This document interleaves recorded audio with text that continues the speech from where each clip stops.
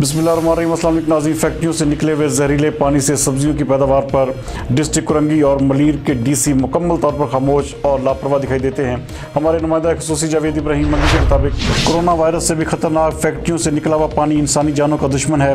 अदालत के अहकामात को डीसी कुरंगी ने भी हवा में उड़ा दिया। कराची में सनती और सीवरेज के फजले से सब्जियों की काश्त करने का मामला ताहाल हल न हो सका। कमिश्नर कराची, तमाम अजला के डिप्टी कमिश्नर, चीफ सेक्रेटरी हुकूमत सिंध को नोटिस जारी होने के बावजूद इस पर अभी तक अमल दरामद नहीं हो सका, जबकि आइंदा समात पर अपने इलाकों के हवाले से तफसीली रिपोर्ट भी पेश करनी थी, मगर अब तक जिला कुरंगी के डीसी समेत सभी अफसरान बाला मुकम्मल तौर पर खामोश हैं। कोरोना वायरस से भी खतरनाक शहर में गंदे पानी से सब्जियां काश्त हो रही हैं। शहरियों को जहरीले पानी से तैयार शुदा सब्जियां खिलाई जा रही हैं। कुरंगी के डिप्टी कमिश्नर ने जहरीले पानी से बनने वाली सब्जियों की काश्त होने के बावजूद अभी तक दौरा नहीं किया, जबकि मलीर, लांडी, सरजानी और दीगर इलाकों में भी सब्जियां जहरीले पानी से काश्त की जा रही हैं। जबकि इस हवाले से हाईकोर्ट में एक दरखास्त भी दायर की गई है, जिसमें कहा गया कि कुरंगी, लांडी, सनती और जहरीले पानी से सब्जियों की काश्त को ताहाल नहीं रोका गया।